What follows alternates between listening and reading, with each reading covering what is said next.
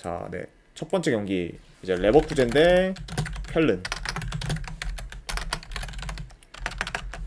자, 일단은 이제 최근 라인업과 비교했을 때 결장자 누수를 보면 레버쿠젠 같은 경우에는 주전 미드필더가 한 명 결장, 그리고 켈른 역시 지금 주전 미드필더 한 명이 결장 중인 상황입니다.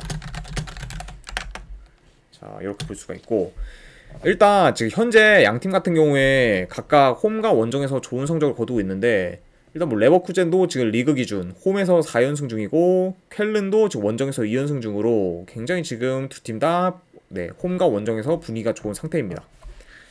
그러다 보니까 어느 한쪽이 이렇게 치우치거나 그런 상태는 아니고, 경기 양상을 어느 정도 봤을 때 일단 양팀 다 지금 점유율을 높게 가져가기보다는 좀 더 빠르게 그렇게 공격하는 경우가 많기 때문에 이 경기는 조금 템포 높게 스피디하게 경기가 좀 진행될 가능성이 있어 보이고, 그리고 이제 제공권 면에서는 그래도 지금 레버쿠젠이 워낙 좀 제공권에 좋지가 않다 보니까 켈른이 좀 더 우세에 있다고 볼 수가 있습니다.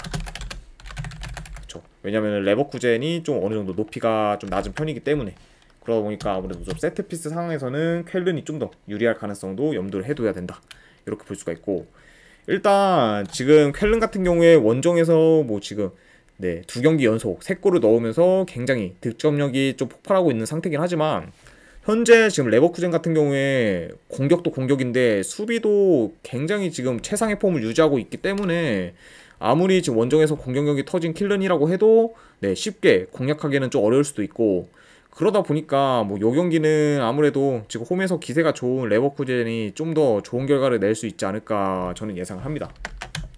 그래서 요 경기 같은 경우에는 지금 뭐 전체적으로 봤을 때 분석 결과로는 레버쿠젠 쪽 승, 그리고 이거는 뭐 고배당으로 햄무 도전 경기, 그리고 2.5 기준으로 오바.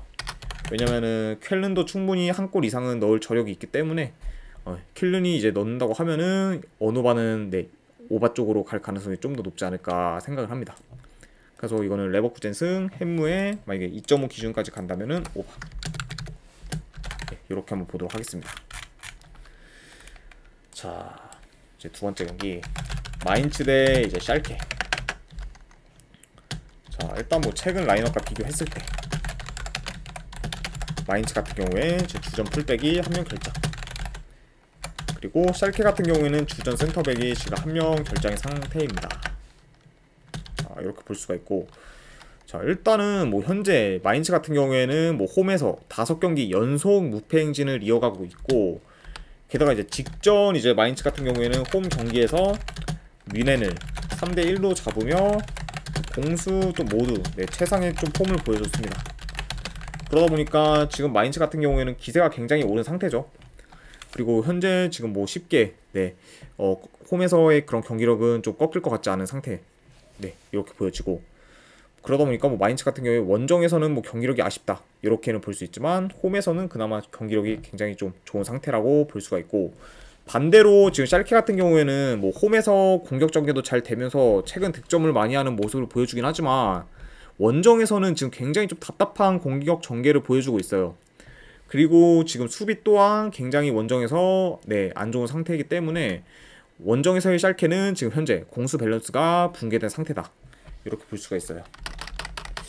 그러다 보니까 뭐 요 경기 같은 경우에도 지금 뭐 양 팀의 그런 분위기 및 홈 원정에서의 그런 경기력 차이를 고려하면 현 상황에서 지금 샬케 사이드를 보기는 많이 어렵지 않을까 생각을 해요. 그러다 보니까 그래도 마인츠가 이 경기도 무난하게 좀 이기는 경기가 되지 않을까 예상을 합니다.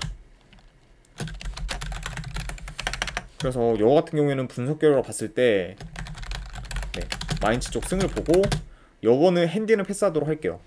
왜냐면 충분히 마인츠가 이제 이긴다고 했을 때 대승으로 갈 가능성도 있기 때문에 요거는 이제 마인츠 승만 보고 2.5 기준은 오버 한번 보도록 하겠습니다.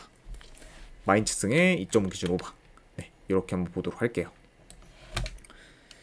자, 이제 LADBC 한 경기 발베이크 대 이제 폴란다.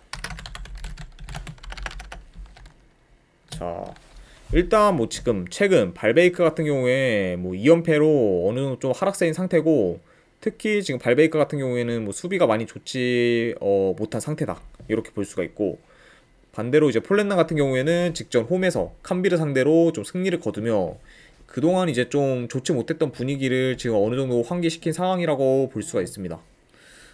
일단 뭐 이렇게 볼 수가 있고, 근데 물론 뭐 지금 발베이크 같은 경우에 뭐 홈에서는 지금 좋은 경기력을 보여주고 있어요.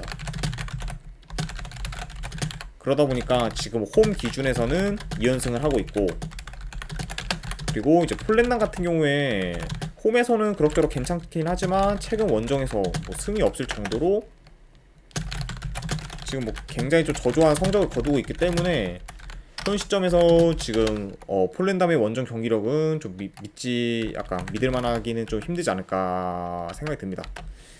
물론 뭐 이제 당연히 기록적인 부분만 봤을 때는 이렇게 볼 수가 있지만, 최근 근데 이제 폴렌담의 그런 경기력 요소를 봤을 때, 자 최근 상대했던 이제 PSV, 네, 호벤이랑 그리고 이제 아인트호벤이랑 그리고 페노르트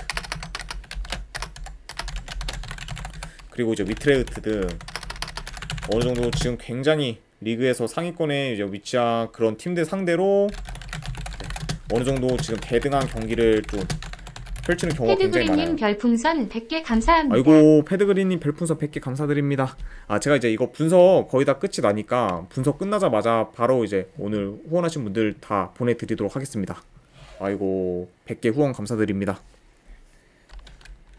자, 그래서 이제 어느 정도 지금 뭐 대등한 경기를 지금 뭐 네, 감사합니다.